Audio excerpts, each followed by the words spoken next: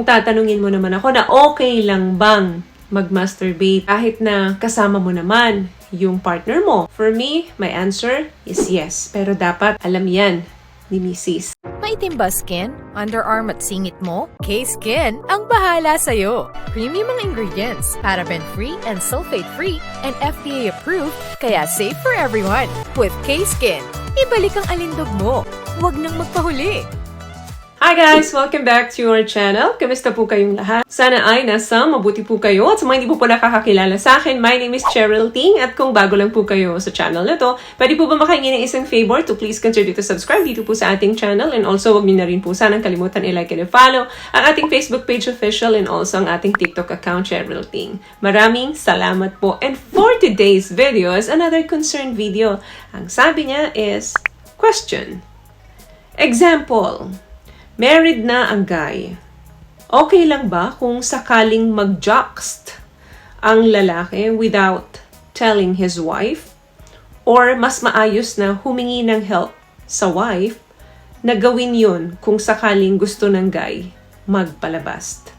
Sana masagot to sa next topic. Thanks po, Miss Che. Alam mo, lagi natin itinuturo dito sa mga videos natin na napaka-importante na magkaroon ng honest and open communication with our partners. That way, wala tayong iniisip na pwedeng mabuong problema in the long run ng relationship. But to tell you honestly, hindi lahat ng babae kasi ay mag-agree dito. But there are some naman na wives, na babae, na pwedeng maintindihan ito. So, wala namang mawawala. Wala nang hihigit pa kapag naging honest tayo sa mga partner natin, di ba? So, lahat ng bagay na yan, dapat alam yan ng partner mo. Lahat kasi ng mga bagay na inililihim natin sa mga partner natin, minsan nagkakaroon ng maling interpretations yan. Kasi ini-interpret nila according doon sa gusto lang nilang maintindihan. That's why, very important na malaman ng partner mo ito. But, of course, be ready. Kapag sinabi mo to sa wife mo, may intindihan niya ba? Or kung sakaling maintindihan niya, ano yung isasagot mo? Or kung sakaling maintindihan niya, ano yung mga concern niya? Ano ba yung mga agreement ninyo? So, yung mga concerns na yan, napaka-importanteng pag-usapan yan.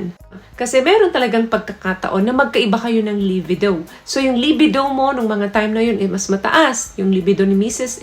Hindi. Minsan, nasa mood ka talaga, si Mrs. wala sa mood dahil masama ang pakiramdam or masyadong busy. So, yung mga ganong negotiation dapat pareho kayong tapat sa isa't isa. Possible na may mga negative effects yan. Pero wala na kasing importante pa dyan, kundi nasabi mo yung katotohanan sa partner mo.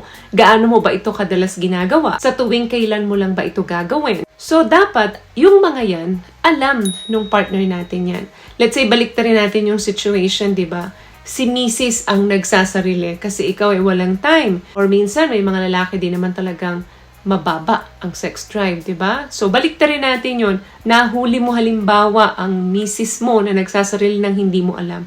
Anong mararamdaman mo? Di ba? Mag-overthink ka. Hindi ka ba sapat? Hindi mo ba siya nasa-satisfy? And so on. Napakaraming gugulo sa isip mo. Once na yung mga bagay, hindi natin ipinapaalam sa misis natin at na-discover nila, nabuko nila. Kasi hindi naman pwedeng panghabang buhay mo itatago yan dito sa asawa mo. What I love about this product, itong No More Dark Secret ng K-Skin, bukod sa may advanced whitening na siya na kung saan pwede niyang matulungan na pumuti yung mga singit-singit mo, moisturizing, meron siyang anti-irritation, antibacterial, maintain healthy pH level. Hindi lang pambabae, meron din po tayong pang-lalaki. Kung tatanungin mo naman ako na okay lang bang mag-masturbate kahit na kasama mo naman yung partner mo. For me, my answer is yes. Pero dapat alam ko kung kailan mo lang dapat ito gawin, ano kadalas mo ito dapat gawin, and of course, sino yung pinapantasya mo.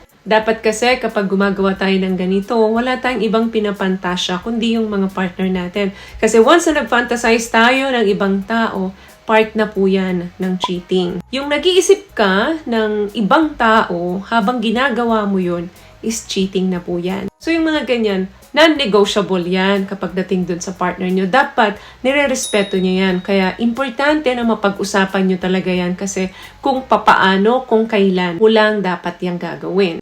For me kasi, may mga pagkakataon talaga na ang sex drive ng babae ay mababa. Yung libidos namin ay mababa.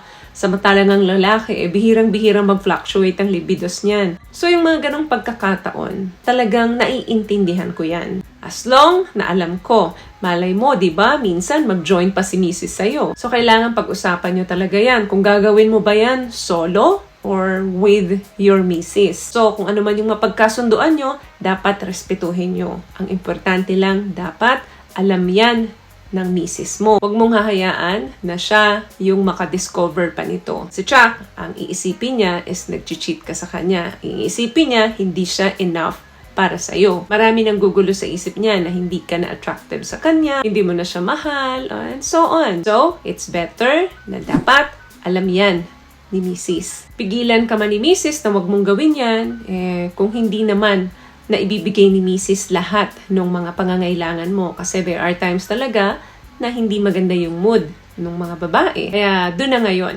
papasok yung pagsasarili. So pag-usapan nyo na lang kung every time na gagawin mo ba yan, solo or tulungan ka ni wifey. Basta ang importante dyan is naging honest ka at open ang communication ninyong dalawa. So, yun lamang ang video natin for today. May nakuha ka bang tips sa mga napag-usapan natin ngayon? At kung nagustuhan mo ang ating video, please give it a thumbs up, comment down below, and also share this video na rin po sa mga kaibigan na sa tingin mong matutulungan ng video natin. Once again, palagi po tayong mag-iingat at palagi po kayong manalangin. Thank you guys for watching and see you on our next video. Always love yourself and be a blessing. Bye!